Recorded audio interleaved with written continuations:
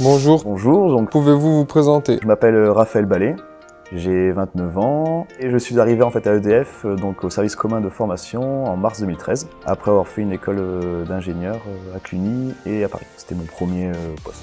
Qu'est-ce qu'un formateur process? Formateur process, service commun de formation, on a deux grands types de formateurs, les formateurs hors process et formateurs process. Les formateurs hors process sont plutôt spécialisés dans tout ce qui est sécurité, assurance qualité.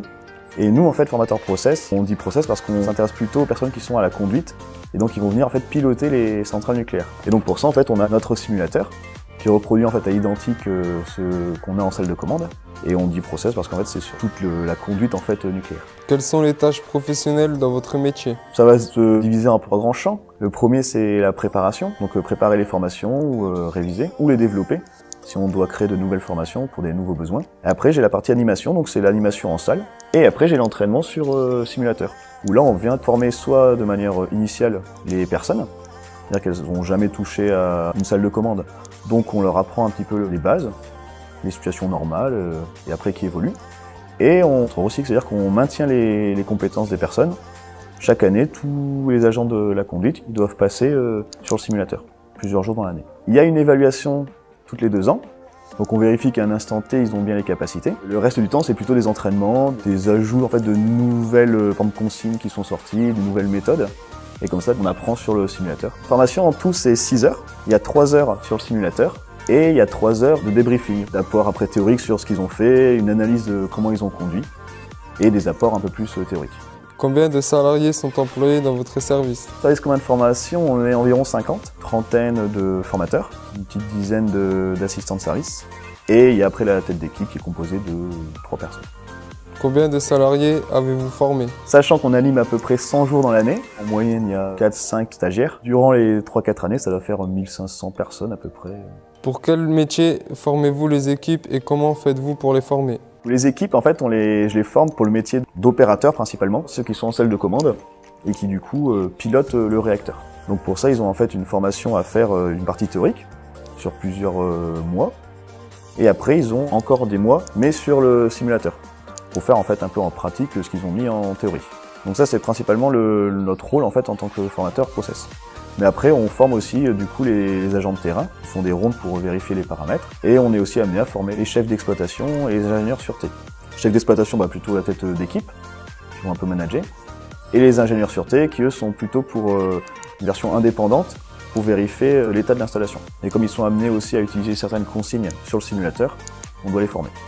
Quelles sont les compétences nécessaires pour exercer votre métier? En sortant d'école, j'avais pas beaucoup de compétences, mais il faut aimer en vouloir transmettre les connaissances qu'on a. On est un peu en fait professeur. À ce compte-là, il faut des petites compétences en pédagogie, faut aimer en partager et savoir aussi se remettre en question parce que souvent, il y a une chose technique qu'on ne connaît pas et que du coup les stagiaires peuvent nous apprendre aussi. Donc c'est une sorte d'échange qu'on peut avoir avec eux. Il faut aimer aussi gratter des sujets techniques parce que parfois on a des problématiques où il faut trouver des solutions, voilà, se creuser un peu la tête. Qu'est-ce qu'une astreinte PUI? Il y a beaucoup d'éléments dans la centrale qui nécessitent par exemple des interventions humaines. Pour tourner des vannes et choses comme ça, c'est pas encore tout robotisé. En cas par exemple d'une situation qui nécessite un peu plus de personnes que la normale, on va déclencher ce qu'on appelle un PUI, donc un plan d'urgence interne, qui va mobiliser une centaine de personnes sur le site pour augmenter le nombre de personnes qui sont présentes et qui vont pouvoir en fait manœuvrer les choses. Par exemple, moi, je suis d'astreinte PUI parce que comme je fais des formations sur le simulateur, je connais un peu les stratégies de conduite et ça me permet en fait d'aider les équipes qui sont en salle de commande dans la conduite d'installation. Si jamais ils ont besoin, s'il y a un petit incident, voilà, un petit problème. Pouvez-vous décrire votre environnement de travail? Alors il va se partager entre 3 environnements. Le premier, mon bureau, dans le sens où je dois préparer et développer les formations. Après les salles de formation, donc là c'est des salles un peu de classe, un peu plus petites parce qu'on est maximum 12. Et après du coup les salles de commande en fait simulées. C'est-à-dire qu'on a une salle de commande qui est numérique, où on a en fait des écrans et on peut appuyer sur les boutons. Et on a une salle de commande qui est, on va dire, en dur, où là c'est vraiment des boutons qu'on vient tourner. C'est les répliques identiques aux salles de commande qu'il y a dans la centrale. Quels sont les dangers ou risques de votre métier? Le plus gros risque, c'est la chute de plein pied. C'est-à-dire en fait dans les déplacements, tomber d'un escalier ou tomber par terre. Parce qu'on n'est pas vraiment amené à faire de la manutention. Donc il faut faire attention. Mais sinon, on n'a pas vraiment de risque industriel à proprement parler. Quel niveau d'études faut-il pour faire ce métier? Il y a 2 choix. La grosse partie des formateurs sont cadres. En fait, un niveau plus 5, bac plus 5. Soit en fait, on est arrivé donc à EDF, avec un diplôme inférieur au bac+5. Au fur et à mesure de la carrière, on peut en fait passer un jury cadre et du coup après venir à l'UFPI pour être formateur. Donc il y a un peu toutes les voies qui peuvent mener pour être formateur.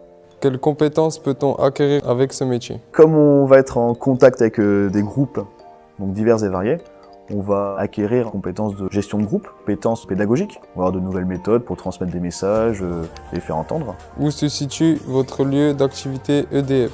Bâtiment 14, en fait c'est donc à Gravelines. On passe la première barrière, dans la zone surveillée. Par contre on est encore à l'intérieur en fait, du périmètre qui n'est pas vraiment protégé dans la centrale. C'est-à-dire que si on veut rentrer encore sur la centrale, il faut passer une autre barrière de sécurité. Quelle activité aimez-vous dans votre métier? Ce que j'aime dans mon métier, c'est le partage qu'on a avec les équipes. Eux, ils apprennent de nous, on les forme. Par contre, nous, on apprend aussi d'eux. Leur expertise sur le terrain, nous, on l'a pas.